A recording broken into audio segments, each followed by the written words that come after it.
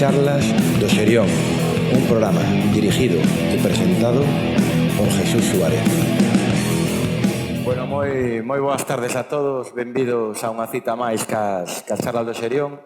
A quen non coñeza, pois estas son unhas citas de carácter mensual, donde, bueno, vamos invitando a estas charlas, pois, a persoas, persoeiros, non, que han sido importantes ou foron importantes na historia ou siguen sendo da Coruña, non? Por aquí pasou xente como Ignacio Rivera, Diego González Rivas, Augusto César Lendoiro, Paco Vázquez e moitos outros que podedes encontrar no canal de YouTube das charlas e podedes escoitar pois un pouco a historia da cidade da Coruña desde un punto de vista pois moi persoal, non? Hoxe quería dar as grazas a Olímpica por permitirnos estar neste espacio que xa coñecía desde fai 6 ou 7 anos, máis ou menos, que foi cando abriu. Me pareceu un local con este auditorio de madeira fantástico, gracias ao equipo técnico e humano de CEGA, non, por permitirme pois levar a vídeo e audio estas charlas que en unhas semanas estará no canal de YouTube, e a SV Eventos por axudarme a montar o que é o atrezo do espectáculo, non? Para mí é moi importante, bueno, pois esta charla tiña moitas ganas de que chegase, non? Tiña moitas ganas de que o meu invitado chegase das Américas, xa había falado con el fai tempo, bueno, ante todo, Xulo Ferreiro, benvido ao Xerión. Moi ben, moitas grazas, un placer estar aquí, e si, xa tíamos acordado casi hai un ano, non? Sí, casi un ano. Pois nada, sabes, aquí cumplí, aquí estou. Pois benvido. Sempre as charlas, Xulio, comenzamos con... Como son moi persoais, pois queremos conocer a persoa, non? Aquí somos moi das charlas do Xerión, somos moito da Coruña, somos moito do noso distrito.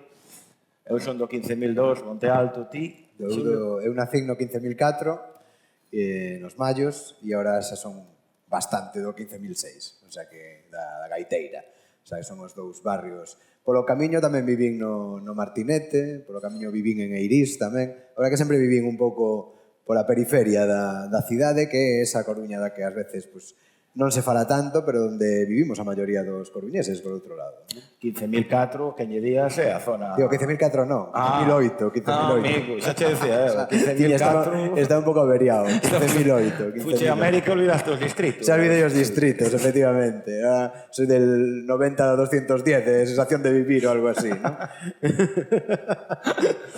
Pois moi ben, ese Xulio dos Mallos do 15.008, non? Os teus pais como se chaman ou se chamaban? Pois meu pai chamase Julio, aí non houbo moita originalidade no nome. Miña nai Fina. E tes irmás? Teño unha irmá Natalia, que agora vive en Barcelona, vive desde hai varios anos en Barcelona. Sí. E ese rapaz, non, daquela, non, que agora este ano cumples ou este ano cumplo medio siglo. Cumples medio siglo, non? Sí. Ese rapaz coruñento, onde estudiache ti? Pois mira, eu o SB, non? Ainda o preescolar o fixen, empecéi nunha academia que había ali nos Mallos, que se chamaba Alonso Quijano. Ali fixemos o preescolar, tanto a miña irmá como a min. Era unha destas, escolas que había antes, unitarias, onde estamos nenos e nenas de varias idades, non? Creo que un pouco do que era educación infantil e o que era como unha escola infantil, así un pouco. Ali foi onde aprendín a ler e a escribir un pouco. A verdad que con 3 aniños empezaba a ler e tal, parece ser que se me daba ben daquela, non? E despois fun a Calasanz. En Calasanz fixen a SB. Antes creo que fixen como chamaba daquela, non? Os parvulitos. Parvulitos, sí. Parvulitos. Pois, fixen os parvulitos, fixen nas Calasancias, que era o cole femenino, non? Porque daquela estaban os coles segregados, polo menos os que fun eu, era un cole de rapaz toda primaria, non? Toda primaria, toda SB. E despois xa, na secundaria, xa fixen no Puga Ramón, no Instituto do Puga Ramón, que era un instituto un pouco especial, porque aínda pertence á Diputación, é así como unha cousa un pouco extraña dentro do sistema educativo da Coruña.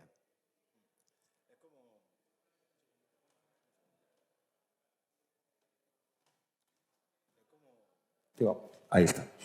E como recordas aquela infancia, non? Aquela época nos mallos, os teus amigos do colexio, do barrio, non?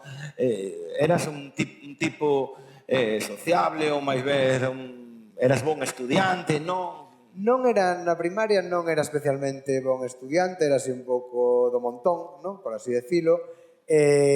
Non era un neno especialmente extrovertido, máis ben ao revés, era un neno bastante, que diríamos ahora, un neno bastante cocón. Decir, sí que me costaba facer amigos, sí, non era... Despois, a verdad que eso cambiou bastante, non, ao longo dos anos, pero eu a miña infancia non me recordo, sí, un rapaz tímido, bastante retraído, así como a miña irmá chegaba a un sitio e xa falaba con todo o mundo e tal, eu sempre era o que lle costaba máis, non? Ir ao parque, íbamos ao parque de San Pedro de Mezonzo, era onde íbamos ali coa miña avoa, moitas voltas en bicicleta alrededor do parque de San Pedro de Mezonzo.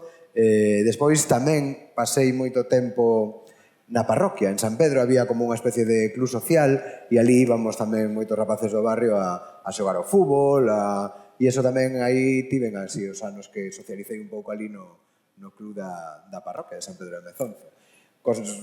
Tamén amigos que eran do cole, que eran do barrio, porque, ainda que o cole non quedaba moi no barrio, había que ir en bus, e máis me lembro que íbamos 2 veces en bus, íbamos pola mañán, volvíamos, comíamos en casa e volvíamos pola tarde ali a Escolapios, pero bueno, había bastante xente aí no barrio que tamén había, o meu amigo José, que era aquí o meu mellor amigo da infancia naquel momento, que vivía a 2 rúas de onde vivía eu. E sigues conservando amigos da infancia ou fonose perdendo co paso dos tempos? A ver, en realidade teño máis amigos, ou conservamos amigos da época do instituto, non? Do instituto sí que máis ou menos o grupo que fixemos no instituto sigue sendo o que socializo, non? Do cole, bueno, recuperamos, non? Así algunha contacto, temos un grupo de WhatsApp do cole, de Escolapios, e de vez en cando alguna cena ou algo se organiza. De feito, unha das persoas que está nese grupo de WhatsApp e que era compañero miño de clase en primaria é Carlos Calvelo, o que é alcalde de Arteixo, non? Aí coincidimos, moitos anos despois, neso da política, pero, bueno, sí, digamos que máis contacto conservo coa xente que con 14, 15 anos éramos da pandilla, non? O sea, chamame a atención, non? 2 compañeros de clase, non? Un alcalde da Coruña, outro alcalde de Arteixo. Sí. Soname cando Lendoiro contou unha historia del con Paco Vázquez, compañeros de Pipitre, e 2 historias tamén importantes, non? Sí, curioso, a verdad que foi curioso e a verdad que sí que... Eu non teño ningún compañeiro alcalde. Non? Non, que non. A verdad que non. Deben ser dos poucos que nos ten. E despois nada, chegas ao instituto e bueno, e aí empezan as inquietudes de Xulio. Por exemplo, cando falaba con Xan Xove, ou cando falaba con Jorquera, non? Eles contaban que no instituto comenzou a súa efervescencia mental, non? Do activismo, de querer cambiar o mundo. Ese Xulio que entra ao instituto, cando van pasando os anos, empeza a tener pensamentos ou... No meu caso é máis na universidade, non? É na universidade cando empezo a militar en cousas, a facer cousas. O instituto, é dicir, pois sí, tiña certa querencia por certas ideas, non? Pero, bueno, nin militaba, nin estaba en moitas asociacións, nin nada. Eso foi máis ben, repito, cando entrei na universidade, onde empecé a xuntarme, non? Con primeiro nos CAP, no movimento estudiantil, despois aí no ámbito do nacionalismo, e aí sí que empecéis a facer cousas, a ser representante de estudiantes na universidade, a meterme en casi todos os fregados que atopaba. Con 15, 16 anos a mí me preocupaba xogar o baloncesto, me preocupaba ir a Caseli os sábados, eso era un pouco o que facía eu, non? Aí va eu, non? Ese rapaz adolescente, ese Xulio adolescente, por onde salía a salir de festa cos seus amigos? Pois sí, eu creo que eran, non? Pois esas discotecas de tarde, non? Que íbamos primeiro a Caseli, despois en el Pirámide, La Real, ¿no? La Real, eu me acordo de La Real, ali pasei moitos sábados, sí, en La Real. Bueno, todo ese circuito, ¿no? De tarde, hasta daquela os chavales de instituto non salíamos como ahora pola noite, non? Hasta tan tarde, era pues, hasta as 10 ou hasta as 11 como moito, esa estabas en casa, non? Sí que é certo que, bueno, pues, sí, aí vivín, non digo moita noite, moita tarde, non? De eso, de pues, ir a Río, ás maquinitas, non? Ese, creo que facíamos prácticamente todos os adolescentes da miña quinta, non? E como recordas aquela época? Moi alocada ou... No, que va, eu me portaba moi ben, eu era moi boiño. Se eu non probaba o alcohol naquela época, moi responsable, chegaba sempre a miña hora a casa. Sí, me gustaba divertirme, me gustaba pues, salir e tal, pero sí que eu recoñecer que era hiperresponsable, non era un rapaz responsable, non quería meterme en moitos follóns. Si recordo, non, unha época onde, bueno, pues eso, pues a Coruña era diferente, non, de como ahora, pues eso de os sábados, pues xa sabías que si salías te iban a dar el palo, ¿no? Que decíamos daquela, aquelo, bueno, pues era unha época complicada, non? De drogas, de adiccións e tal, e, bueno, eso se notaba tamén na rúa e, bueno, pues os adolescentes que salíamos aí ás salas de máquinas e tal, pues éramos un pouco carne de cañón de eso. Pero, Xulio, el palo te lo daba siempre la misma persona. Ah, sí. Ahora te lo da cualquiera. Non sei. Es más difícil controlarlo. Debo recoñecer que hai moitos anos que nadie me dá el palo, o sea que no... Es verdad. Cuando llegas a una edad, esos problemas de adolescencia desaparecen, ¿verdad? Sí, ahora te meten sablazos de outra forma, ¿no? Pero eso sí, de sacar la jeringuilla o la navaja, como nos pasaba daquela, eso sí que... Hombre, a mí me tienen llevado los bonobuses. ¿Sí? Sí. ¿Me das los bonobuses? Ah, cuando andábamos con las tarjetitas aquellas azules, los cartoncitos estos. Esos cartoncitos levaban todos para casa o de sempre. Sí. Entonces, bueno, estás no instituto, non? Finalizas o instituto. Tiñas moi claro o tema de Dereito ou foi un descarte? Porque eu teño moitos colegas que acababan o instituto, malos estudiantes, non? Algúns, a nota non lle daba pa moito, sempre acababan Dereito. En Dereito, sí. Ti o tiñas claro? non o tiña claro. De feito, creo que decidín o último día cando cubrín a instancias. E eu estaba dudando entre facer administración de empresas ou Dereito. Eu, en realidade, quería facer xornalismo. A miña vocación era o xornalismo. Pero o meu pai, que traballaba nun periódico ben coñecido desta cidade, me quitou da cabeza o xornalismo. Me dixo que non fixe xornalismo, que eso era un horror, que había moito intrusismo na profesión, que calquera se metía a tal, que, bueno, non sei, el non sei que tiña cos xornalistas, que el non era xornalista, traballaba no xornal, pero non como xornalista, e mo quitou da cabeza, e tanto me insistiu, bueno, pues que dixen, bueno, pues vale, pues non fago xornalismo. Entonces, bueno, pues aí sí que sabía que as ciencias sociais eran o meu, era o que me interesaba, non tiña moi claro que o Dereito fose algo para min, que me fose a gustar. Pero bueno, era como te decían daquela, ¿no? Tiene muchas salidas, ¿no? En Dereito que tiene muchas salidas. Bueno, pues nada, pues allá vamos. E nada, me matriculou. É certo que a miña nota de corte non me preocupaba moito porque, pues, afortunadamente, tiña boa nota no instituto e nada, podía ir con tranquilidade, non? Pero, sí, tamén outra cousa era, bueno, que Dereito estaba na Coruña, meus pais, pues a lo mellor tampouco ter dous fillos estudiando fora da Coruña iba a ser algo que se puidesen permitir ou que, bueno, que fose dado para eles, pois tamén aí decidín pois que se tampouco tiña unha vocación clarísima, pois Dereito ben servía e que despois, pois co tempo que xa iría decidindo, non? Que facía profesionalmente. Entras na facultade, e notas moito cambio, o sea, adáptate rápido. Para min, por exemplo, sería unha carreira imposible estudiar, son de ciencias, ti estabas elixindo unhas mixtas que era administración e finanzas, non? Sí, administración de empresas, sí, porque eu sempre, ainda así no instituto, fun por ciencias mixtas, o sea, sempre me quedei coas mates, as mates me gustaban, non era dos que collía latín ou griego ou todo eso, non? Pero, bueno, era un pouco por manter abertas opcións, non? Home, un cambio é moito cambio porque, claro, viña dun instituto pequeniño, non? No Puga, os profesores, pues claro, te coñecían todos polo nome, facías moita, bueno, era non digo un control, pero sí unha relación máis cercana. Ti despois chegas de repente, non, á Facultade de Dereito con 150 persoas na clase, E tes a sensación de que un día vai a morrer ali alguén no medio da clase e a ninguén lle vai importar, se va a levantar todo o mundo e se va a marchar e va a quedar ali o tipo a tipa desmayada, non? Na aula. Tes a sensación de que a ninguén lle preocupa nada, non? Pero bueno, a verdad que enseguida sí fixen un grupo de xente moi maja e bueno, pues empecé a relacionarme tamén eso, pues a través do movimento de estudiantes, que me...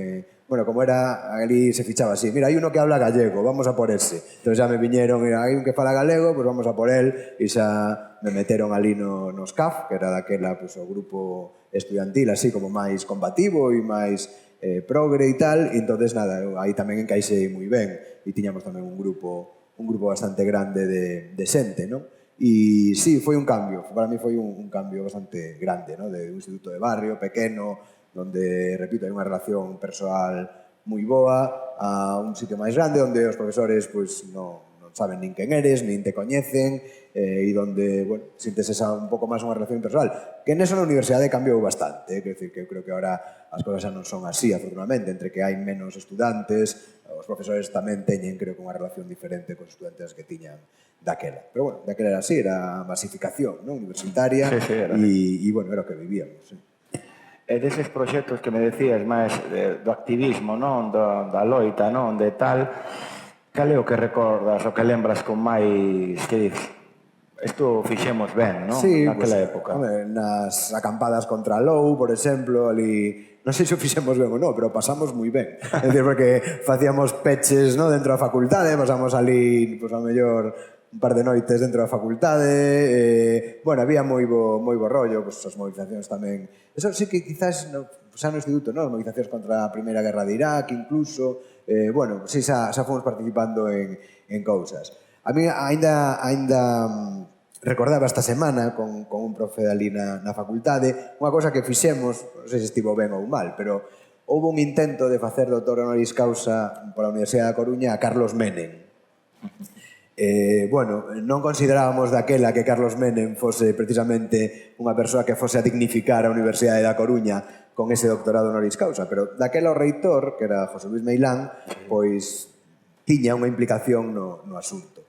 E a verdad que, gracias a nós, aos estudantes, fomos capaces de botar abaixo esa proposta que non se aprobou na Xunta de Facultade da Facultade de Dereito e que, bueno, pues aí pudemos parar aquel asunto. Non só nós, senón tamén houve moito profesorado que se opuxo, non? Pero quizás aí sí que foi importante, non, o labor que tivemos.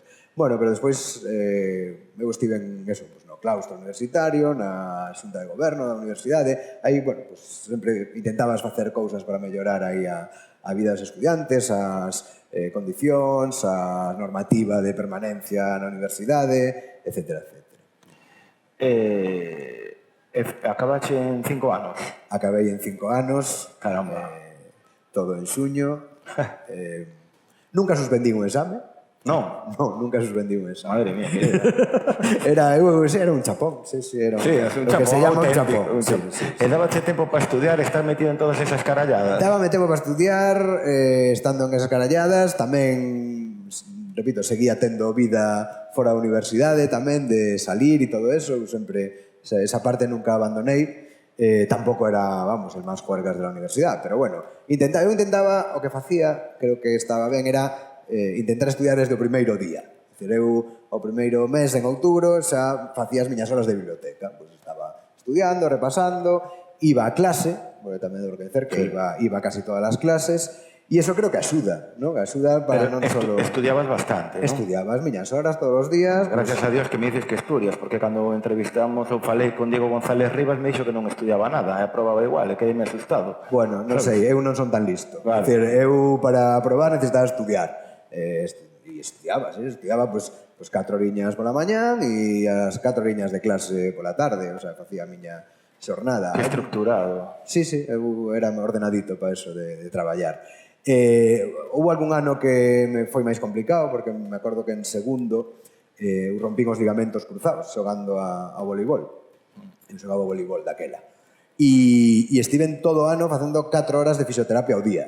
Entón, aí ese ano foi un pouco máis complicado, porque iba a fisioterapia pola mañán, iba a clase pola tarde e estudiaba pola noite e dormía pouco, a verdade. E ainda así, bueno, pues, saquei o curso, sí.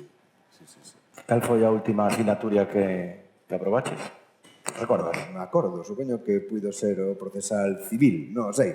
Dicir, algunha das últimas Como de ibas a quinto. curso por ano? Iba a curso por ano, pois a que me tocou de última no examen. Increíble. Sí, non deixei ninguna para setembro. De feito, para min, dos mellores recordos da época universitaria son os veráns. Dicir, para mí os veráns eran longos. Eran libres. Claro, eran libres. Eu pasaba os veráns en Sada, porque meus pais aínda teñen un apartamento en Sada, e eu, vamos, para min aquelo era maravilloso, estaba todo o día na praia, tíamos ali un amigo que tiña un barco de vela e andábamos por aí, na piragua, xogábamos o voleibol na playa e tamén, pues, evidentemente, tamén en Sada daquela, pues, había bastante marcha pola noite e tamén a viví bastante, sí.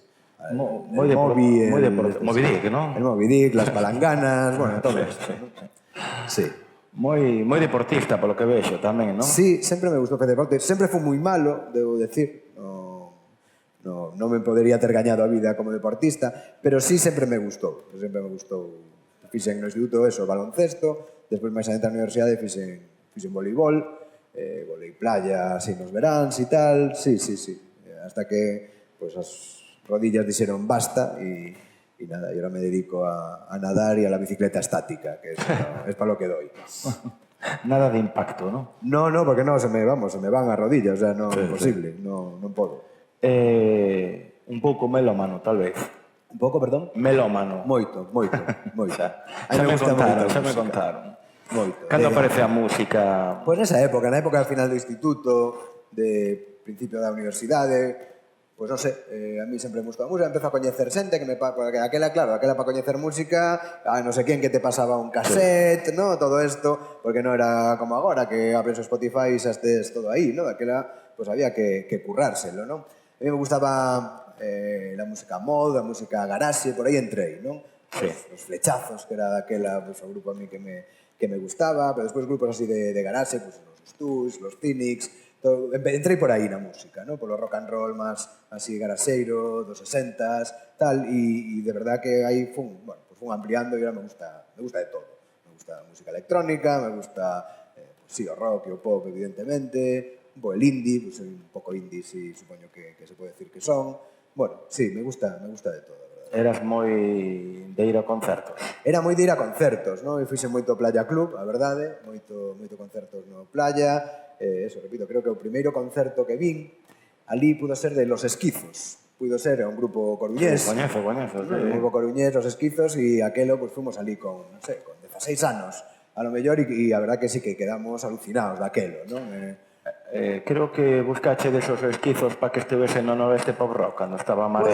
Pode ser que sí, pode ser que sí. A verdad que non me dou conta ahora, pero pode ser que sí, que buscasemos, non sei por onde andarán, xa, sí. Non o sei, pero me sona daquela época, pero bueno, non lembro moi ben, pode estar equivocado.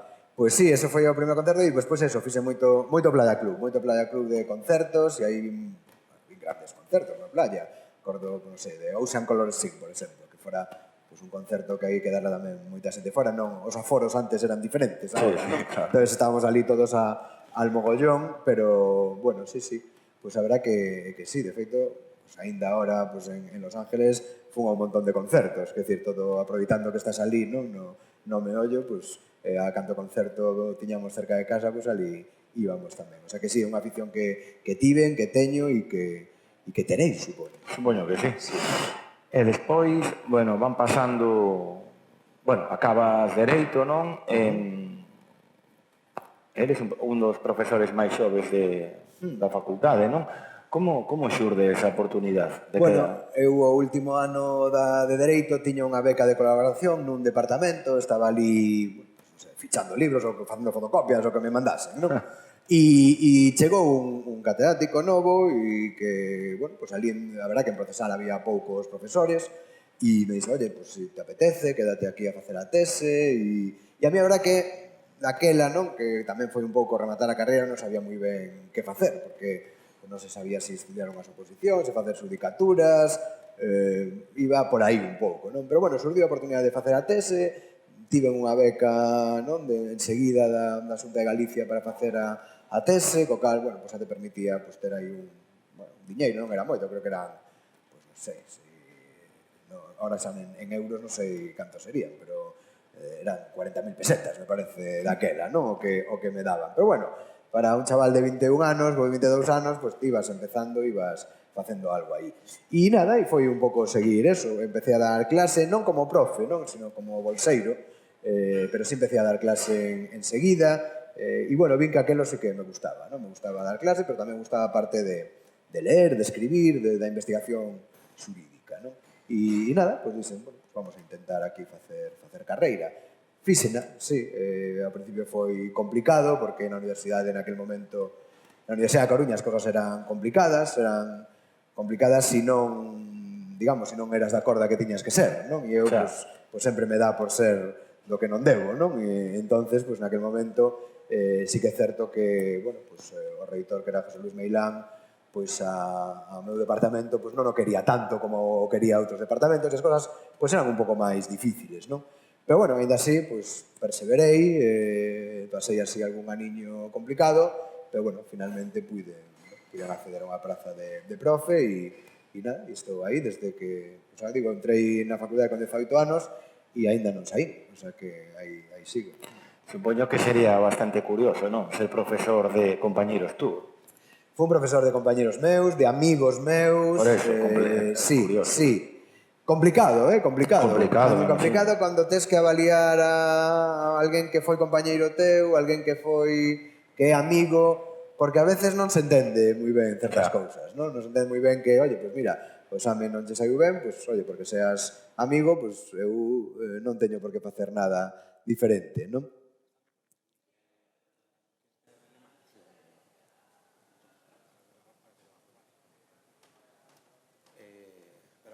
Nada.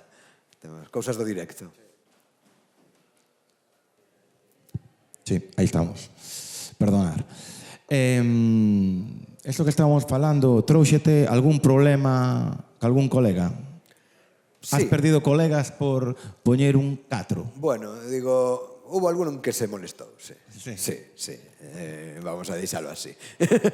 Perdelo non sei, entonces igual non era tan colega se o perdín por iso, pero bueno, sí, hubo algún caso que foi, bueno, pues foi moi incómodo, non? E moi, bueno, e complicado naquel momento, pero, bueno, pues que llamos facer? Eu sí que sempre, bueno, sempre entendín que en todos os ámbitos da vida ti tes que comportarte con honestidade. Creo que aprobar a unha persoa que non fixo un bo examen porque sexa teu colega non está ben e non é xusto co resto das persoas que se presentan ese examen e que non teñen a sorte de ser colega ou a desgracia de ser colega do profesor. Por lo tanto, sí que eu intentei sempre, bueno, pues ser honesto e ser ético en ese tipo de cousas, non? Porque parece que non ten moita importancia, se en realidad, pues, quen pon un 4 pon un 5, non? Pero, bueno, creo que as cosas non se fan así, non? Totalmente de acordo. Van pasando os anos, ti na universidade, sendo profesor, tens algún momento, algunha dúbida de deixalo e preparar unha oposición, pois... Non. Nunca surgiu esa dúbida? Non, nunca me surdi, digamos, de deixalo e deixalo por outra carreira pública, non. É dicir, o sea, preparar outra oposición e todo eso, xa estaba enfocado e unha vez, sobre todo, que curiosamente pues, gana a reitoría José María Barja, e aí, bueno, pues se me abren un pouco as portas porque o trato va a empezar a ser distinto no meu departamento e efectivamente, pues, aos poucos meses consigo que se saca unha axudantía no meu departamento, a consigo. Entón, bueno, unha vez que, digamos, xa metes a perna na universidade, xa tes a primeira praza de profesor, pois, si cumples, sigues, non? Si ti sigues traballando, sigues publicando, sigues facendo cousas, pois, ao final, sabes que hai un horizonte que vas a acabar de funcionario ou que sexa, se as cousas van normal, como, bueno, pois, con altos e baixos, acabou sendo o meu caso, non? Tampouco nunca se me deu o tema da privada, é dicir, nunca tiven unha oferta ou alguén que me dixese, oye, pois que te parece se te ves ao meu despacho, traballas conmigo ou non sei que, eso tampouco fixen. O que sí, cando tiven a oportunidade, empecé a traballar como magistrado suplente na audiencia de Lugo, non? Bueno, sacaron unhas prazas, eu me presentei, e iso é algo que se permite compatibilizar co cargo de profesor, non? E eu, pois eso, pois estaba uns días ao mes, ou a verdad que en Lugo estive bastante tempo, pois te chamaban para facer unha sustitución, o que for, e, bueno, pois dictabas, pois, non sei, 4 ou 5 sentencias a semana, e eso sí que o podía compatibilizar con ser profe, e, bueno, pois me deu outra visión do dereito, outra visión tamén de min mesmo, non? Porque dices, bueno, cando te dedicas a explicar, non? Como dicen, non? O que sabe e o que non enseña, non? Pois, no meu caso, dicen, bueno, pois a ver si sei tamén, non? A teoría é unha cousa e a práctica é igual a outra, non? E a verdad que sí, quero dicir que me sentí moi ben, me gustou tamén o traballo de magistrado, é un traballo xurídicamente moi bonito.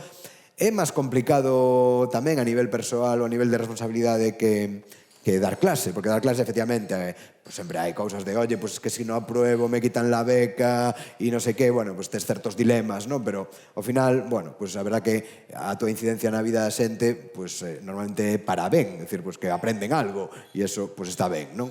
Claro, cando tens que decidir en un divorcio, nunha separación, se os nenos ou as nenas se quedan co pai, se quedan coa nai, se esta persoa ten que pasarlle unha pensión alimenticia aos fillos, non sei que, canto diñeiro, canto non sei que, bueno, pois aí estás decidindo sobre a vida da xente, non? E iso a min, sobre todo no caso dos menores, a mí no caso de menores sempre me resultaba moi complicado tomar unha decisión, non? E iso que, bueno, eu estaba na audiencia, co cal sempre ven xa unha decisión de primeira instancia e ti, bueno, o que tes que ver é se a decisión está ben tomada ou non, tampouco empezas de cero, por así decirlo. Pero ainda así sí que, bueno, sí que me resultaba complicado en ese sentido. No de xurídicamente aprendí moito, creo que mellorei como profesor gracias a eso, porque, bueno, ves casos na realidade e a realidade nunca é como os libros, porque moitas cousas que pasan na realidade nunca, cando estás escribindo un libro sobre como é o proceso, por exemplo, que no meu caso, nunca te imaginas que ese suposto real vai existir, porque a realidade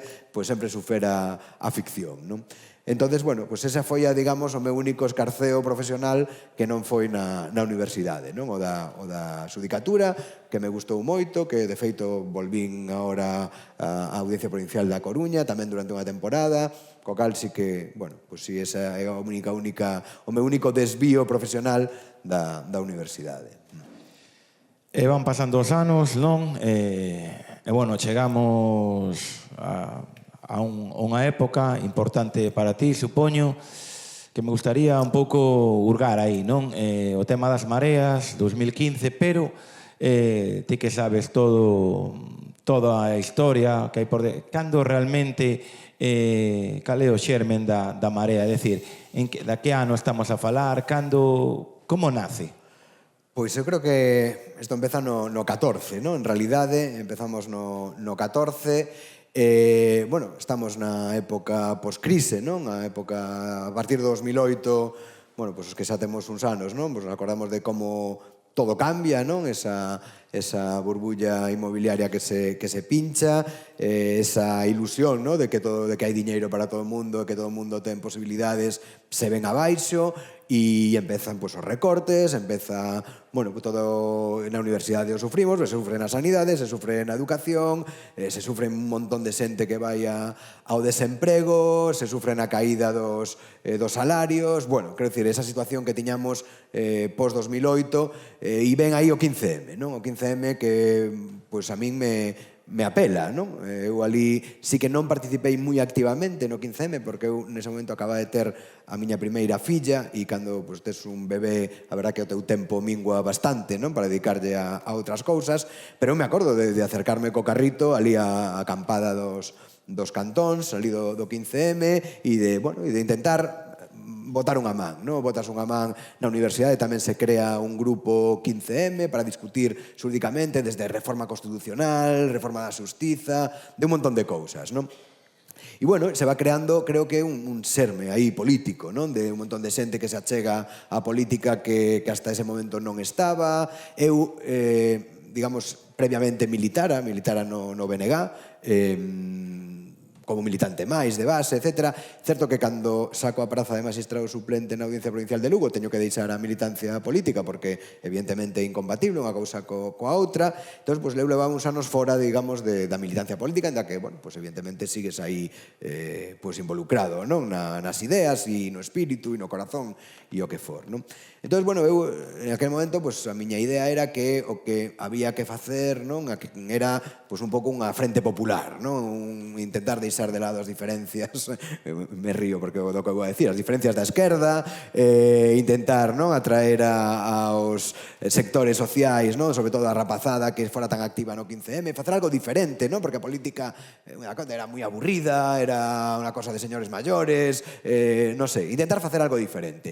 E isto era o que eu pensaba na miña cabeza. E de repente se me achega alguén que me dice que na Coruña se está intentando facer algo. Se está intentando facer un movimento cidadán e que ese movimento cidadán arrastre aos partidos tradicionais de izquierda, pero tamén que arrastre aos movimentos sociais da Coruña, etc. E ese algo, aínda non tiña nome naquel momento, pero que pensara que en mí si me apetecía participar. E eu dixen que sí, que do que fose, que o que puides axudar. Se había que axudar a escribir textos, escribir textos, se había que axudar a montar sillas en furgonetas, montar sillas en furgonetas, o que fose. Eu, evidentemente, non iba con ningún tipo de intención máis alá que de botar unha man, entre as cosas, porque, repito, eu tiña os nenos pequenos, etc. Bueno, pero se podía botar unha man, estaba. E ali, empezaron esas reunións que facíamos na Casa da Fariña, ali na Praza de Azcárraga, a idea era sacar un manifesto no 25 de xullo ou ao redor do 25 de xullo do 2014 facendo un chamamento á cidadanía a construir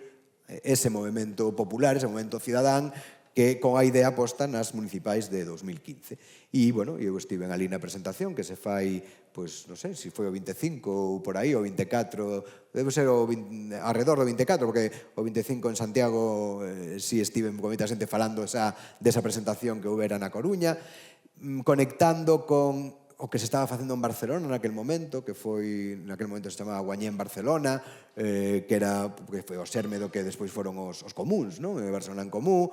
Había varias xente en Zaragoza, tamén estaban traballando en algo parecido, e había como aí unha rede de xente que pensábamos que eso podía funcionar para as municipais. Ao mesmo tempo, sabíamos que estaba facéndose outro movimento que era o chamado manifesto Mover Ficha, que foi do que saiu Podemos, que se presenta ás eleccións europeas. Nos pensábamos máis, ou a idea que había aquí na Coruña era máis unha cousa de abaixo hacia arriba, de construir algo na cidade, que as municipais eran unha excusa, era a oportunidade para montar ese movimento cidadán de base e tal.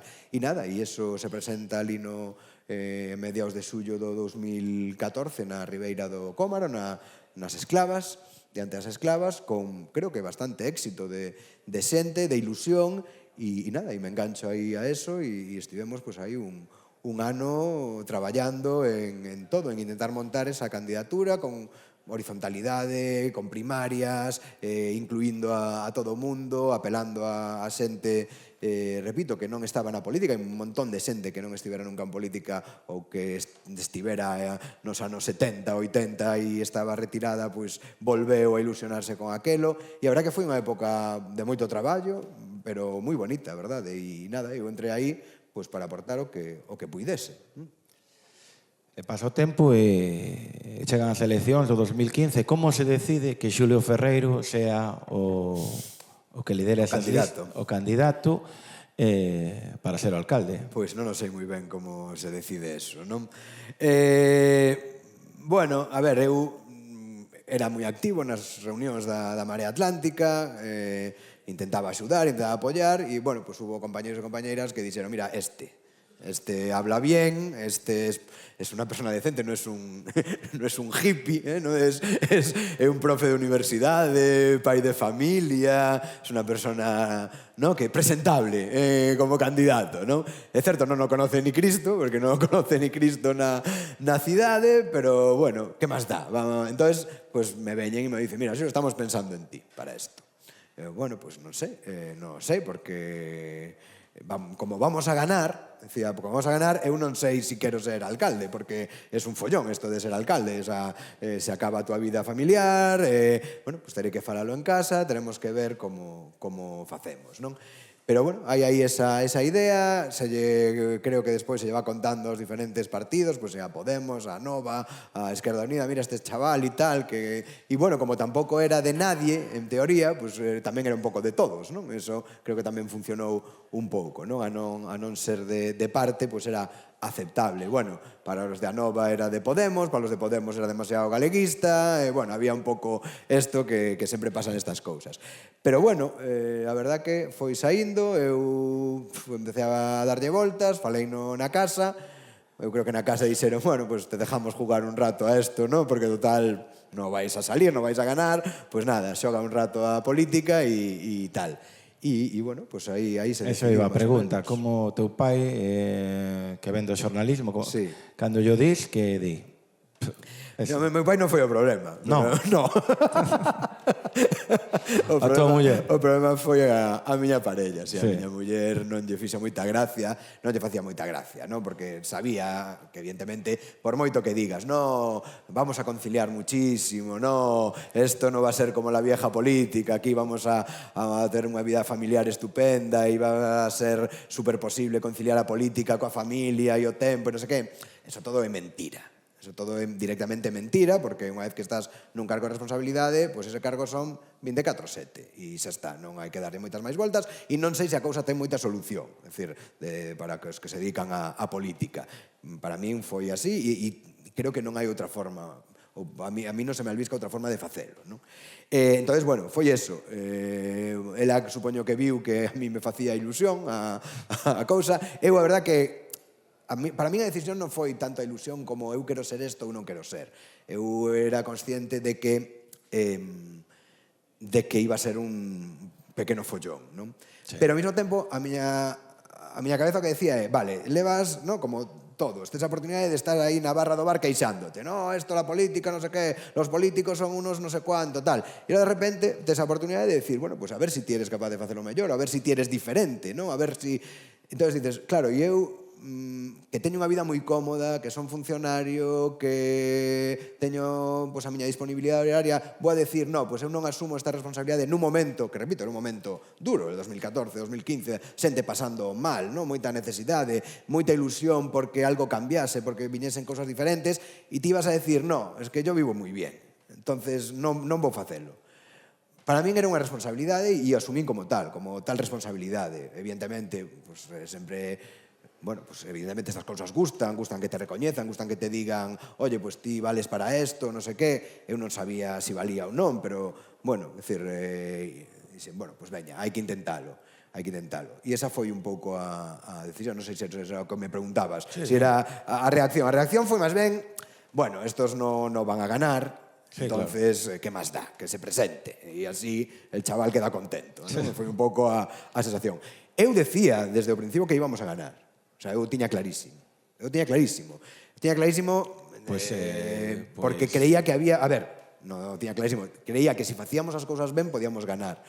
Porque nas eleccións europeas do 2014, na Coruña, se ti sumabas o voto de Podemos, ti sumabas o voto de Alternativa Galega de Esquerdas e sumabas o voto do BNG, eso era a maioría. Na Coruña. É dicir, e iso pasou nas autonómicas anteriores e pasou nas europeas.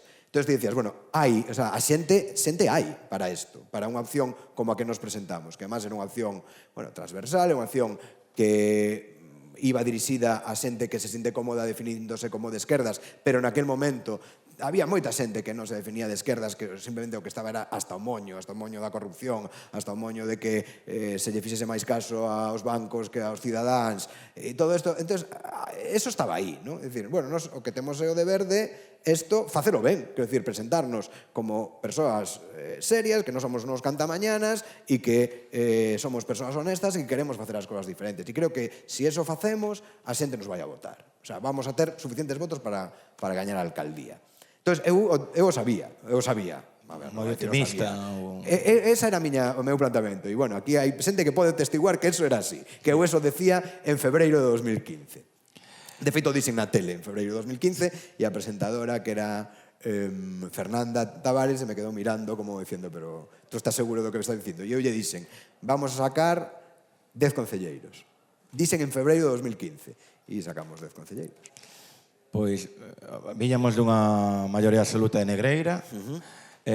Bueno, Conchete, o que me pasou a mí, as eleccións eran o domingo, o sábado fun a comer a pulpera de Melide e tal, e tocoume ele sentado ao lado de Negreira, xunto a Negreira, estábamos, como eran mesas corridas, estábamos moi cerquiña. Estaba con xente e tal, me acordo que na Praza de España pasaba varias xente e decía allí: "Norabó, alcalde." El decía: "Que decides? Calade, e tal." E despois ocorreu o que ocorreu, non?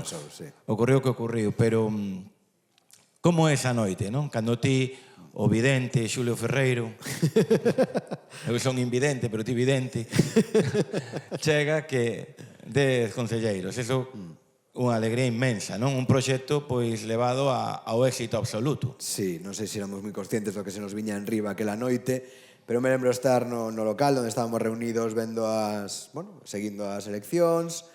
As enquisas toda a semana anterior foran moi boas. Nos empezábamos as enquisas mellor en 4 e cada día que pasaba nos daban un concelleiro máis. E sabíamos que as enquisas nos estaban dando 8 a semana anterior ás eleccións. Entón, bueno, pensamos que podía pasar, podía estar aí. A ver, te dixen que o sabía, non o sabía. É dicir, eu pensaba que podía ser. E, además, o meu deber era mostrar confianza, non, ao respecto. Pero, bueno, non sabía o que iba a pasar. E me acordo que estábamos vendo as enquisas a pé de urna e cando sae a primeira enquisa da Coruña que nos dá a maioría, o sea, aquelo foi como, bueno, pues como se o dé por marcarse o gol do ascenso, non? É dicir, saltamos todos da silla, abrazos, choros ali de emoción e tal, e bueno, tranquilos, que vamos a ver se isto se confirma ou non, e bueno, cando empeza digamos, o reconto, que o reconto se para no 90 e pico %, porque non sei que problema hai con unhas mesas, non sei que non acaba o reconto, e nos dan, bueno, pues que sí, que estamos ganando, pues por, non sei se eran por 4 votos, ou por 5 votos, ou estamos por detrás por 5 votos do PP, pero bueno, que en todo caso estaba claro que íamos a gobernar, non? E bueno, pues aquelo foi como estar nunha nube, eu estaba flipando, claro, porque de repente chegamos ali ao local da Marea, centos de persoas fora, berrando, non sei que, aquelo, non sei, era unha cosa que, claro, a mí nunca me pasara, non? Esto de... Te creías Bebeto? Non sei se me creía Bebeto, creo que me creía máis Duking, non? En aquel momento, pero estaba, sí, porque me temblaban as pernas e, bueno, pues era un momento súper emocionante, sí, a verdad que foi un momento súper bonito, dos momentos pois seguramente máis bonitos da miña vida, aquel, non? Porque, bueno, porque veías a xente contenta, non? Veías a tanta xente tan contenta, porque traballáramos moi duro, non? Durante todo o ano anterior, porque creo que, bueno, pues que se fixeran as cousas ben e que a veces, non? Pues faz as cousas ben e a veces pues ten resultado facer as cousas ben e bueno, e que a veces pues ten a sensación de que ganan los buenos, non? Pues esa foi un pouco a sensación que tiñas naquel momento, non? De que, bueno, que unha xente que non tiñamos apoio de nadie, que éramos xente normal e corriente, que non teñamos ni un gran partido detrás, que non teñamos ni un gran medio de comunicación detrás, ni nada, pues de repente eres capaz de gañar as eleccións contra todo o pronóstico de moita xente, que ti poñas o exemplo de Negreira, ou da xente que felicitaba a Negreira máis ben, non? Creo que moita xente non sabía o que estaba pasando por debaixo dela, non? Moita xente na Coruña... Non, eu creo que non. Na Coruña e noutros lados, porque non foi só na Coruña, quer dizer, que pasou na Coruña, pasou en Santiago, pasou en Barcelona, pasou en Zaragoza, pasou en Cádiz, pasou en Valencia, pasou en tantos sitios ao mesmo tempo, non?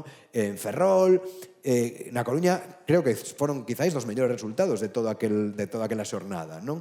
En tanto porcento de votos, porque de feito, eso, acabamos sacándolle, creo que eran 4 votos ao PP, que despois, bueno, o PP impugnou unha mesa e ao final les acabaron como 20 votos por diante, pero además era tan bonito que a xente te viña e cando se dixo, no, 4 votos por riba, que toda a xente te viña, son os da miña familia, o sea, os 4 votos polos que ganamos son os nosos, no? Está todo o mundo como super implicado niso, no? E bueno, pues sí, pues foi un momento moi bonito de moita inconsciencia, seguramente. Xa me dixo un bello amigo aquel día, prepárate porque o día máis bonito da política, ou as únicas alegrías que levas en política son cando ganas eleccións e cando as perdes. Entón, a partir de hoxe todo va a ir a peor. Entón, bueno, pues no, tamén hubo moi bonitos momentos bonitos despois, pero bueno, efectivamente aquel foi, pues sí, un día moi especial. Era onde iba, non? Que unha cousa é salir alcalde, non? Que che den o bastón de alcalde, e outra moi diferente que ese bastón de alcalde se poda facer algo, non? Ou teñas tantas pedras na mochila que sexa imposible volar ou pensar o que vas a facer, que vas a cambiar a Coruña, non? Chegas, te incorporas, alcalde, e de repente, non, sen presuposto a cidade, moitos problemas, e xulo que me contaron que eres un tío moi emocional, de repente, pois supoño que dis, A ver, pedras na mochila non levábamos ninguna. Non, Quero digo que xa sei o que queres pedras. decir. Sabes As o que pedras quero estaban no decir. camiño. Bueno, É sí. dicir, na mochila non, porque non lle debíamos nada a nadie, Bueno, eso sí. non tiñamos que pagar ningún préstamo a ningún banco, non tiñamos que deber, non lle debía ningún favor a ningún constructor. Refiro, aí estábamos limpos en ese sentido, é dicir, podíamos facer o que quisemos no sentido de cumplir o programa, non? Porque eso era para o que íbamos, para cumplir o programa e dicir, oye, pois nos presentamos con este programa, isto que vamos a facer, non? E eso, evidentemente, había moita xente que non lle gustaba, directamente a que non lle gustaba. Tampouco gustaba, efectivamente, pois aos que sempre gobernaron a cidade, que de repente había unha concelleira do PP, non vou a decir o nome, pero que en esas semanas seguintes lle falaba con un concelleiro do BNG, que é bo amigo meu, e decía, pero mira, esos quién son? ¿Quién son esos? Porque a vosotros os conozco de toda la vida, pero esos no sé quién son. Es decir, e había esa sensación de estos quiénes son, e por que están gobernando estos a nosa cidade, non? E de, bueno, pues estamos gobernando a nosa cidade porque hasta ahora toda esta xente que vivíamos nos Mallos, na Gaiteira, en Monte Alto ou en El Viña ou non sei que, nunca nos deixara de desgobernar. Es decir, esto se gobernó siempre desde el 15.004 y se gobernó siempre, ¿no?, desde la Caixa Galicia y se gobernó siempre desde la Autoridad Portuaria y se gobernó siempre desde unos lugares que non eran sempre os que a cidadanía da Coruña quería, non? E ahora de repente, bueno, pues vamos a darlle unha volta a isto. Bueno, e aí hai moitas reticencias porque pues hai un señor que ten un periódico que está acostumbrado a decir al alcalde, mira, hai que hacer esto, e el alcalde le diga, vale, se hace. O, mira, necesito esto en forma de cheque. Pues no se preocupe que esto... Y de repente eso no pasa, porque hai un señor ou un grupo no goberno que dice, veo que primero non te debo nada, con lo cual non te teño que pagar nada, e aínda que te debese algo que non é o caso, tampouco funcionamos así. Nos vimos para facer as cousas de outra forma. E unha das formas é, pois, por exemplo, non comprar os medios de comunicación ou non responder a ordes que me den desde este centro de poder, ou este centro de poder, ou este outro centro de poder, non? Eu teño unha anécdota que creo que non a contei nunca en público. Claro, é o momento. Pero é o momento, Somos porque ahora aquí que non nos escoita ninguén. Claro, somos poucos. Vou a decir o pecado, pero non o pecador. Teño unha reunión con un empresario da Coruña coñecido, non? E este me está intentando convencer que fagamos algo que nos dixéramos expresamente que non íbamos a facer. Entón, dice, mira, isto, fulano, mira, isto non o vamos a facer. Non o vou a facer porque me presentei con este programa electoral dicindo expresamente que isto non iba a ocurrir. Entón, eu agora xa me dirás como, o sea, primeiro, non quero facelo, segundo, es que ainda que quixera, es que xa me dirás como vou a quedar diante da cidade a que lle digo, mira, isto non se iba a hacer e agora salgo X meses depois e digo, pues se va a hacer isto, non? E me dice este empresario, mira, Juliño, me dice, Juliño, que eu xa, digo, esa era un pouco este rollo, non? Este rollo... Sí, prepotente, este rollo de oye, que son alcalde da cidade, non te gustarei moito, pero me chamas Xulio, que tampouco me tienes que venir de don Xulio ou de señor Ferreiro, pero bueno, me chamas alcalde ou me chamas Xulio, pero non me chames Juliño, ¿no? Mira, todo esto los políticos ya sabéis cómo lo hacéis. Tú, eso lo solucionas tú, lo de cómo sales de esto. Lo que hay que hacer es lo que te digo yo. Entonces, mira, no va a pasar. Claro, cando ti igual te enfrentas así directamente a xente que estaba acostumbrada que cando ela quería que pasase algo, pasaba na cidade, pois despois explican moitas cousas, pois explican pois, determinados tratamentos, despois explican determinadas noticias na prensa, despois explican que se convertan en polémicas gravísimas, cousas absolutamente normales do día a día dunha cidade, etc. Non? E iso, bueno, pues esos foron parte dos atrancos. Os outros atrancos viñan, efectivamente, de que non soubemos, eu non vou dicir que a culpa sea toda dos outros grupos, os outros grupos non te botan os presupostos. A la mellor tiñamos que ter feito algo diferente para que eso ocorrese. É dicir, tamén é certo que, bueno, a política moi moi diferente da vida real, non? Eu sempre digo da universidade, por exemplo. Ti na universidade chegas, bueno, pois hai que sacar un plan de estudios. Pois hai xente da universidade que se leva mal, e unos son máis de derechas, outros son máis de esquerda, non sei que, pero te sentas alrededor dunha mesa e sacas o plan de estudios. Por qué? Porque ao final dices, bueno, pois a facultade necesita un plan de estudios. E que vamos a estar aquí peleándonos e que non haxa plan de estudios? Pois tira para adelante e sacas o plan de estudios. Eso en política non pasa. Ou a miña experiencia é esa. Ti non te sentas cos partidos da oposición e dices, a ver, chicos y chicas, aquí necesitamos unos orzamentos, vamos a ver si los sacamos. Porque unos te dicen, nosotros nunca te vamos a votar a favor, nunca, nunca. Ya puedes presentar os mellores orzamentos do mundo mundial. Porque me lembro que algún ano Pepe lle dije, lo que quieras. Te poño que queras nos orzamentos a cambio de que te absteñas. O sea, non de que os votes a favor, de que te absteñas. Si te abstés dos orzamentos, eu te dou o que queiras. E bueno, ya lo pensaremos y tal. Aos 5 minutos estaban dando unha rolda de prensa dicindo que nunca lle votarían a favor os orzamentos a Marea. E, bueno, pues ese tipo Pero de eso cousas... ocurre polos dous lados. Eh? Eso ocurre polos dous lados. Eu, nestas eleccións, vin que o BNG ten escrito, por exemplo, que nunca na súa vida vai a pactar por un tema, por moi bo que sea, co Partido Popular, por exemplo, non? Xa. Crees que se leva todo moito aos radicalismos e que moitas veces, aunque haya algo bo, pois pode haber algo bo nun programa dun Partido Popular, dun BNG, dunha Marea, dun Podemos, dun Sumar, que dá igual, sabes? É a ver quen que non, e punto, e se acabou. Mira, eu nunca estive en oposición. Entonces, é dicir, é algo do que non podo falar. Eu son, sí, en ese sentido, pues nunca estive en oposición, non sei o que faría. Igual non son tan diferente dos demais e ao final acabaría facendo cousas que tamén Eu sí sei o que fixeron os meus compañeros cando estiveron na oposición no Concello da Coruña. Foi apoiar os orzamentos do PSOE todos os anos, para que a cidade tivese orzamentos. Eso fixeron os meus compañeros que estaban no Concello. Eu non tomei ninguna decisión aí. Do PSOE, sí, pero tal vez do Partido Popular nunca. Bueno, tío, que vamos a facer ao Partido Popular seguramente apoialo para que goberne. Pero, si traen é difícil coincidir en moitas cousas de urbanismo ou de política social co Partido Popular. Eu sí que hai forzas que aí sí sería radical. Pues, con Vox, nada, cero, porque eu creo que esa xente non debería estar nas institucións, porque hai un mínimo que é o respeto aos dereitos humanos e a dignidade das persoas. E se hai un partido que non cumple ese mínimo, que son os respetos humanos e a dignidade das persoas, eu, pues, como en Francia, pues, cordón sanitario. Eu, aí... Ahora, co Partido Popular, pues seguramente en temas puntuais podes chegar a acordos co Partido Popular.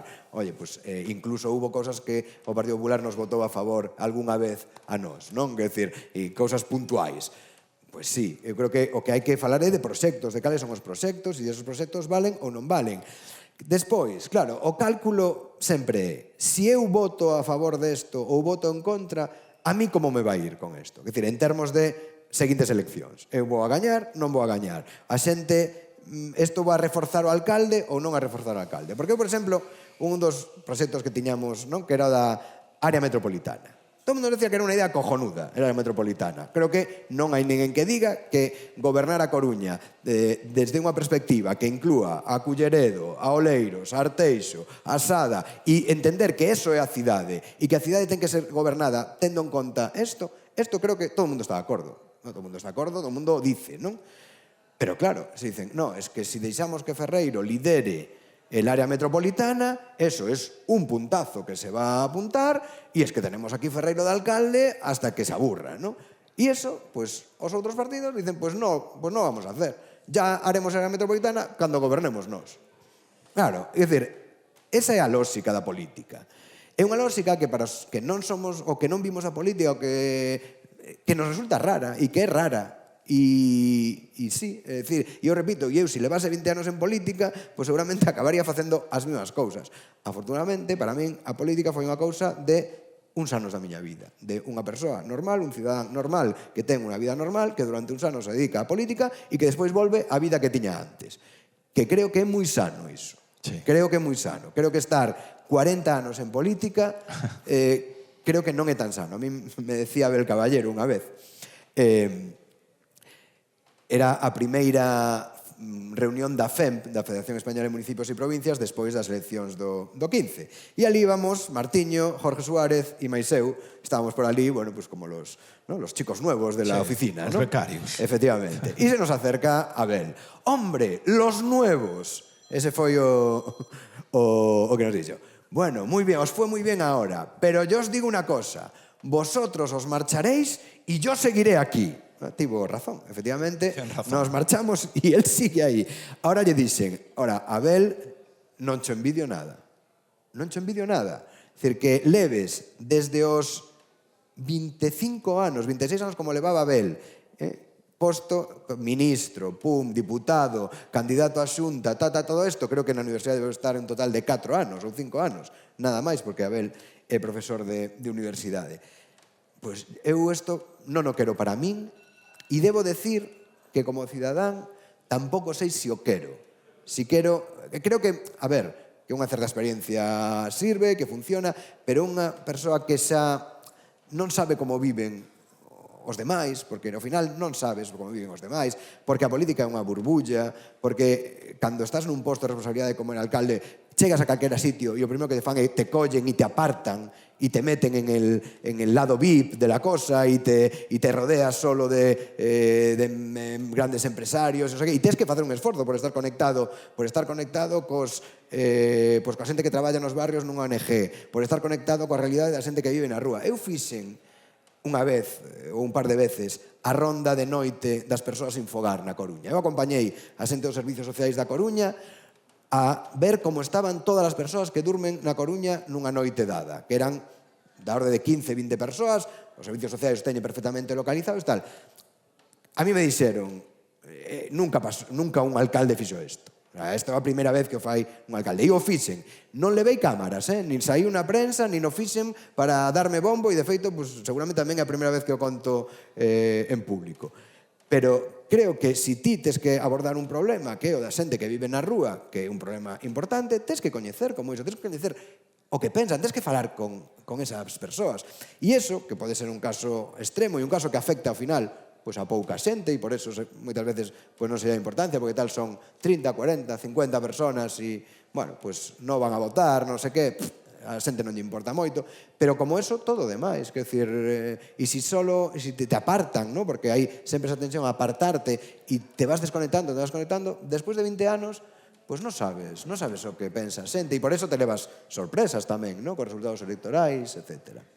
Falando desa parte, non, que decías ahora te apartan pa zona VIP, un deportivista como ti, socio deportivo, non? De repente alcalde da Coruña, e claro, o señor alcalde ten que estar no palco. E ti declinas ir ao palco, non vas a zona VIP, zona 1906, un vinito, un jamoncito, e decides pasar o deportivo na túa grada de sempre. Eso como se tomou, non? Ben, pero non só iso, quero dicir, eu o primer día que estou de alcalde me chega ao despacho el carné del náutico, el carné del casino e el carné del club de golf. Te chegan así, pum, te lo ponen encima de la mesa. Me vou a presentar alcalde. Si te gusta o golf, adiante. Pero qué, si a mí non me dejabais entrar en la mitad de estos sitios hace 15 días. O sea, estamos de coña. É dicir, eu o agradecín moito, o devolvín, visitei casi todos os sitios, non todos, porque visitei os sitios... Solo te faltaba o carné do Dux. Do Dux. Que a mí non me deixan entrar. Pois ese non sei se me mandaron, creo que non. Entón, bueno, no Deportivo, a ver, eu entendo, que decir, ti eres o alcalde, eres, entre outras cousas, o que representa a institución propietaria do estadio e te, bueno, é normal que estés ali, bueno, que te inviten e que les guste que esté ali, pero...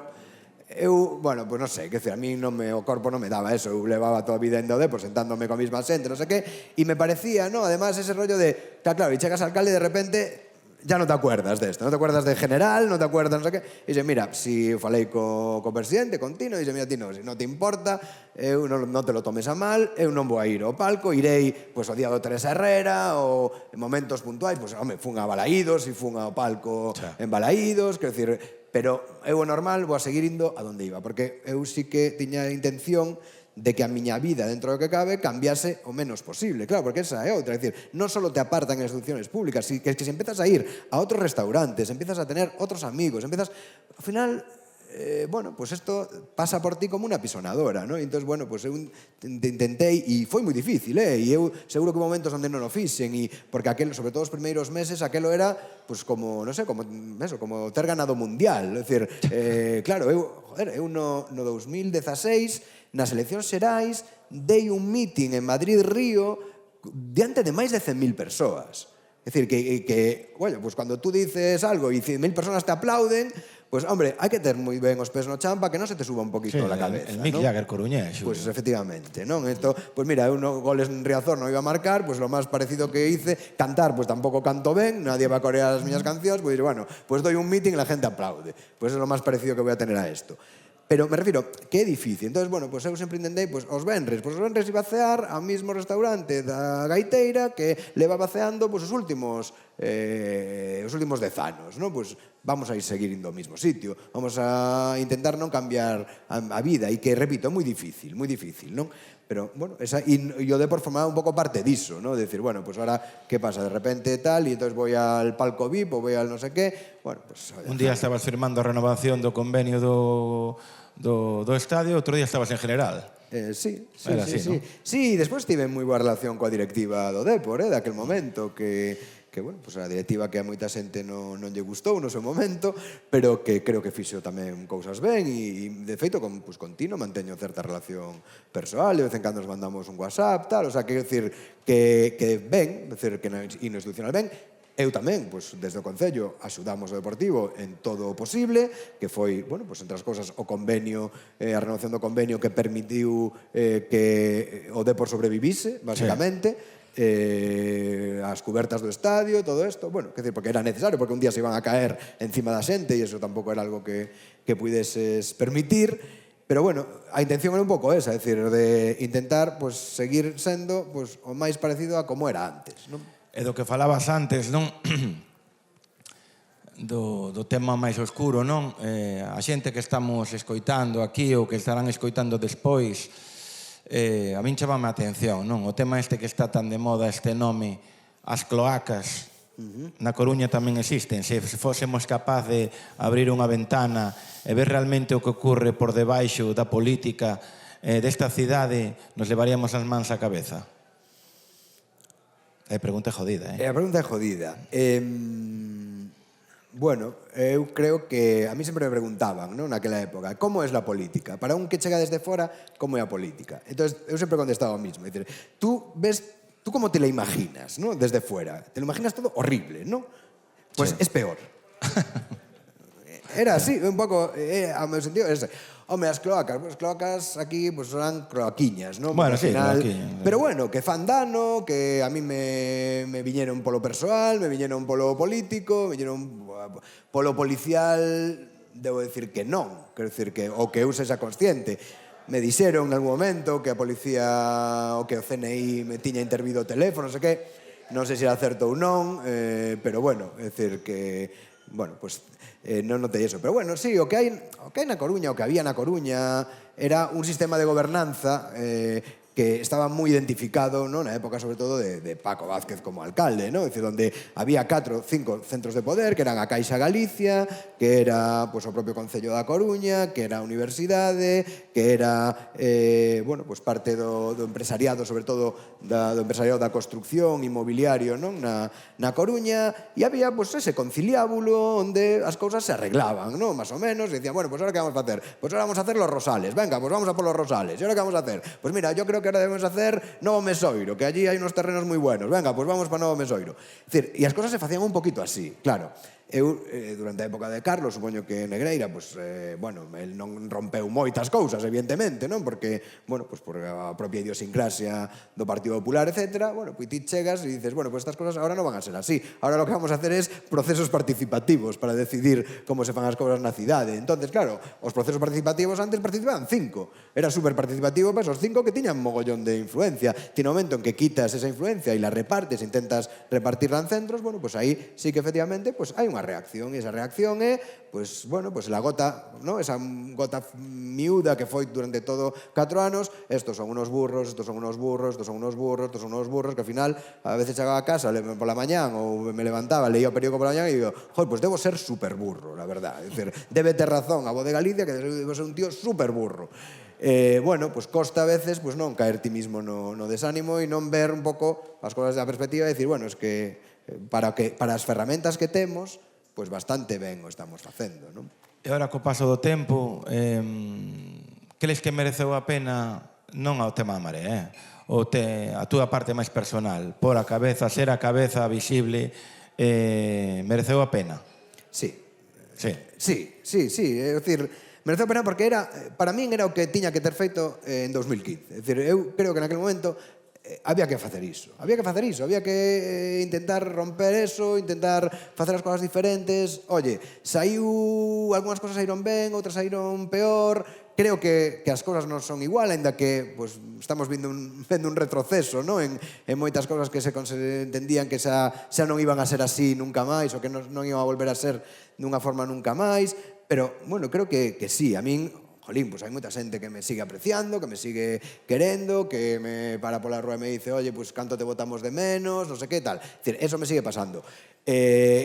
Si me compensou en el pelo, me compensou pouco. Quero dicir, porque eu cheguei con mogollón de pelo e negro e agora teño pouquiño e blanco. Entonces aí compensou pouco.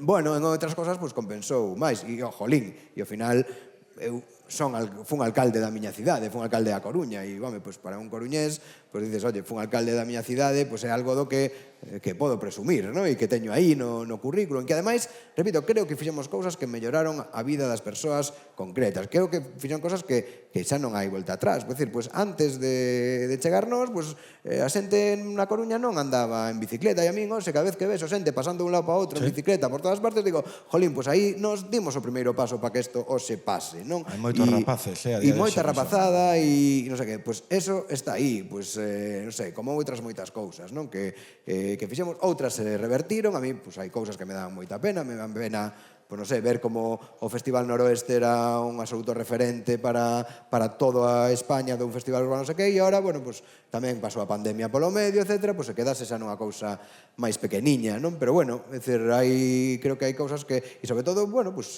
tiñas posibilidades de facer cousas, de, pues xente que estaba na rúa sin traballo, non sei que, e sabes que gracias a túa acción nos servicios sociais ou a renta social municipal, non sei que, esa xente saiu do burato, non? E esa xente pudo pois ir bueno, remontar e ao final acabar tendo un traballo, acabar integrándose outra vez nunha vida máis ou menos normal. Moitas chavales e chavalas que puideron ir aos comedores escolares porque duplicamos a dotación dos comedores escolares e, bueno, e despois, pois, efectivamente, cando volveu para atrás a cousa, pois, quedaron así un pouco tamén desatendidos. Quer dizer, ti sabes que cambiaches cousas pequenas e outras máis grandes e de xente concreta que axudaches. E iso, pues, non podes arrepentirte de telo feito. Nesta etapa, neste traxecto, non, desos 4 anos, decepcionoute algunha xente da cal tiñas confianza? Sí, claro. E eu decepcionaría a outros, supoño. Eso pasa. A ver, aquello... Es decir, eso es la selva, ¿no? Es decir, ti estás en un ambiente... Vivimos en un ambiente moi complicado, ¿no? De mogollón de tensión, de mogollón de estrés. Eu sempre digo, aquello era como las películas del oeste, donde tú estabas en el fuerte y te atacaban por todos lados, ¿no? Decías, ahí vienen unos, ahí vienen otros, y no sabías ya ni a quién disparar, ¿no? Es decir, ni qué facer. Entonces, había momentos moi complicados. E nos momentos de tensión, pues hai xente que reacciona mellor, hai xente que reacciona peor. Despois tamén hai unha cousa, ¿no? Que a min me cambiou a perspectiva. Decía, no, nosotros somos diferentes, ¿no? A gente así más de izquierda, no sé qué, somos diferentes, temos outros valores. E sí, somos diferentes, temos outros valores. Por exemplo, pues a xente, en principio, non entra en política para enriquecerse. Sí, en principio eso. Pero tamén hai outras cosas nas que somos humanos tamén, os egos, a non sentirse valorado suficientemente, xente que pensa que non se le trata como debería ser tratado porque, bueno, pues é máis listo do que os demais pensamos que é, ou, en fin, ese tipo de cosas pasan, e xente que está contenta, e xente que non, e xente que pensas que van a ser compañeiros para toda a vida, pero nun momento dado, pues toman outro camiño. Bueno, pues supoño que eso é a vida, non? É dicir, que tampouco hai que darlle moitas voltas a iso, ni tampouco pensalo como unha traición persoal ou como ese tipo de cousas, porque, bueno, pues ao final todo o mundo creo que estamos neste planeta para intentar facer as cosas o mellor que sabemos, non? E, bueno, van pasando, chegan as novas eleccións, non? Aí vou dar un salto cronolóxico bastante grande e van varias preguntas, non? A Marea, que nace como un proxecto localista, de rapaces da cidade, no? Que pensan que poden cambiar esta cidade polo que ven, poden cambiar as políticas culturais, sociais, bueno, todo o que ten que ver ca cidade. Ti crees que esa caída de marea con esa pérdida, non, desas eleccións que deixades o Concello, o posterior evolución da Marea e dos grupos, non, asociados á Marea, ti crees, é unha cousa que teño na cabeza, ti corríxeme, crees que perder o concepto localista da Marea e convertirse en algo un pouco máis nacional, estatal, tan vinculado á parte estatal, provocou un desarraigo da Marea nesta cidade? Eu creo que non. É dicir, é que tampouco fomos nunca un momento localista. Éramos un momento local, enraizado no local, pero que tiñamos claro que pertencíamos a algo máis global. É dicir, non... A Marea gana as eleccións de 2015, pero non as tería ganado se non existise o fenómeno Podemos. Quer dizer, un dos momentos principais, non, daquela campaña electoral é o meeting que facemos con Pablo no Palesco e onde van 3.000 persoas, non? É dicir, e de repente todo... Creo que formamos parte de algo máis grande que a Coruña, pero que tamén era da Coruña. Quer dizer, que entendíamos, ¿no?, esa federación de entidades locais, ¿no?, por así decirlo. Y en eso estábamos cando quixemos construir en Marea, e en eso estábamos cando había alianzas cidades rebeldes, non?, que chamamos. Creo que despois, bueno, pues efectivamente, un movimento máis líquido, non?, un momento que partía do local para aliarse con outras organizacións de outro ámbito e tal. Pois claro, cando empeza a querer ser controlado desde o centro, cando empeza a intentar ser transformado pues, nun partido máis monolítico, máis clásico, todo eso si perde, pero a Marea sigue aí. Que pasa? Que tamén para o bo estábamos dentro de un ciclo político e para o bo estábamos dentro dun movimento máis amplo e para o malo tamén. Quero dicir que as cousas que pasaban fora da Coruña, que pasaban en Podemos, que pasaban en Marea, que pasaban en outros concellos, non sei que, tamén acababan afectando. E despois, bueno, pues despois no 2019 aparece un fenómeno co que seguramente non contamos, que era o fenómeno Pedro Sánchez. É dicir, que Pedro Sánchez no 2019 era, non sei, era Paul Newman. Quero dicir que arrasou con todo, non? E iso foi o que fixo que seguramente bueno, pues decantase algunhas eleccións que en principio estaban apretadas, non? No 19, e que eso unido a que tamén aquí, en determinado momento, os poderes fácticos da Coruña deciden que el PP non va a ganar e que, por lo tanto, hai que buscar outra cosa, que non sea o PP, para acabar con la Marea, ¿no? Y, bueno, pues, entonces se cambian e apoyan ao Partido Socialista e se une eso con lo de Pedro Sánchez e, bueno, ao final, pues hai, bueno, esa maioría relativa do Partido Socialista. E ti non pensas que neste movimento que crea Podemos, non, do 15M, como ti falabas, tamén se foi todo desvirtualizando? Non crees que os egos de certas persoas fixeron que fosen desaparecendo os votos, que se fosen dividindo en diferentes grupos que realmente son moito mesmo, pero que os egos da importancia provocan o fracaso de pois Podemos, o fracaso de Sumar, o fracaso da Marea, e pensas que, por exemplo, cando Sande estaba no Xerión, eu dicía que non entendía, porque o único que iba a conseguir era perder forza. Por exemplo, poñote un exemplo, Xulio. Eu pertenzo a unha enfermedade rara, non? Que se chama retinosis pigmentaria. Dentro da Coruña hai moitísimas enfermedades raras. Se traballamos solas non vamos a conseguir nada a través das institucións públicas, nin vamos a conseguir subvencións, pero se traballamos a través dunha federación, temos moitísimo máis músculo. Todo eso se perdeu no concepto do 15M, xa non existe. Sí, tens toda a razón. É dicir, e por qué? Esa era a idea da Marea, ¿no? De aglutinar, de ser un lugar de encontro, de xente diferente, pero era como decíamos, ¿no?, en 2015, que o que nos une moito máis do que nos diferencia, ¿no? E aceptando que somos diferentes e que, bueno, pues, uns son nacionalistas, outros non son nacionalistas, outros, ¿no? Pues, pero podemos traballar por un programa común e podemos traballar por as cousas que nos unen, ¿no? Bueno, non sei, que eu decía antes, seguramente pues, tampouco sexamos tan diferentes, non? Me refiro ás persoas de esquerdas, aos demais, no sentido de que somos máis diferentes a veces en que temos menos sentido da responsabilidade, dicindo, bueno, a mí isto me separa, pero hai algo, non? Que vamos a intentar manter xunto porque porque é mellor, ¿no? Mantelo xunto. E a veces, bueno, pues me voy e me hago mi partido. Bueno, pues vale, pero así non vamos a chegar nunca a ningún sitio, non? E isto é un lugar común e unha obviedade, pero creo que pues no Partido Popular se separan pouco, non? Vamos a decirlo así. E seguro que teñen uns enfrentamentos tremendos, seguro que teñen diversencias e tal. Aquí, bueno, pues igual temos sempre a costume de que pensamos que somos os máis listos del pueblo e que los demás non nos hacen caso con los listos que somos nosotros, entonces que nos vamos e creamos un sitio onde aí sí nos fagan caso, non? Despois creo que, bueno, hai eivas organizativas, hai pues esa tendencia a intentar controlar todo desde un lugar en vez de deixar que fluyan os movimentos no territorio, no? Que eu creo, por exemplo, eu comentaba naquela época, é dicir, eu creo que Podemos non debería ter intentado ser un partido de todo o Estado. Podemos debería ter intentado ser un lugar donde nos juntamos para as eleccións xerais. E nos juntamos, pues, los de Coruña de la Marea Atlántica, los de los comunes de Barcelona, los de Zaragoza en Común, tal. E donde nos traballamos cada uno no noso territorio e despois nos juntamos todos para... Porque somos compañeiros igual. Eu nunca fun de Podemos, pero eu veía naquel tempo, ¿no? Que Pablo pues, era tan compañeiro meu como Íñigo, como calquera outro, ¿no? Porque estamos metidos no mismo. E para mí ese o mismo non necesitaba ter un aparato orgánico, era outra cousa, ¿no?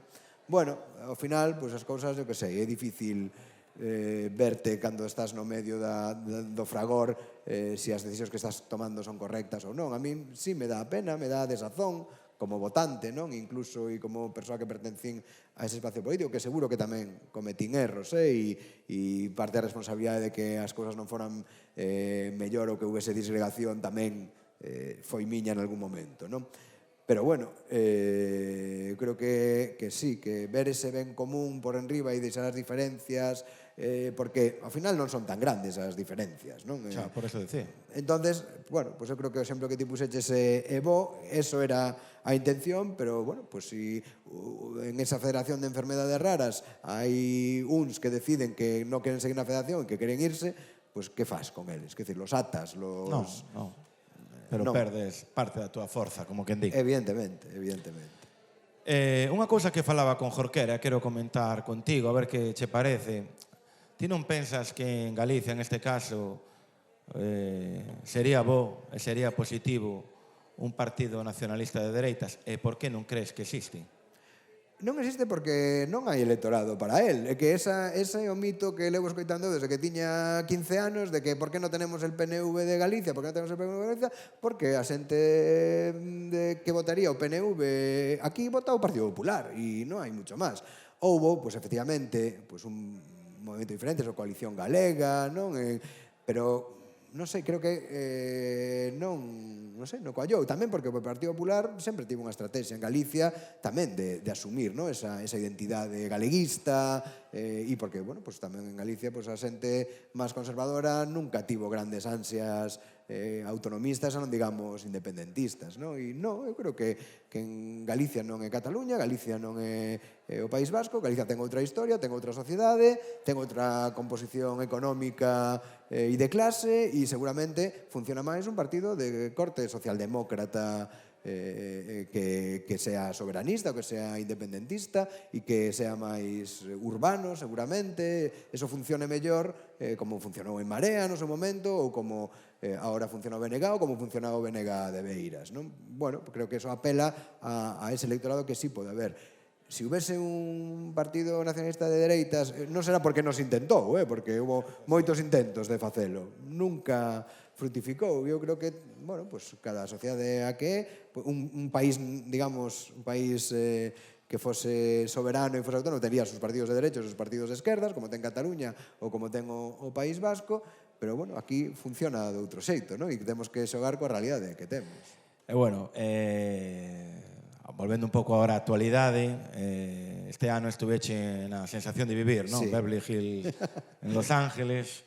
Como foi esa experiencia? Moi ben, moi chula, moi chula. A verdad que pasamos moi ben, traballei moito, viví unha experiencia diferente, foi un ano evidentemente moi diferente, desconectado absolutamente do que pasaba por aquí, bueno, máis alá de seguilo polas noticias, e a verdad que, nada, moi ben, moi ben. Foi, non podo decir nada malo, quitando de que tuvimos que romper el cerdito para poder sufragar aquelo, porque a lei está todo carísimo. Pero Moitas hamburguesas.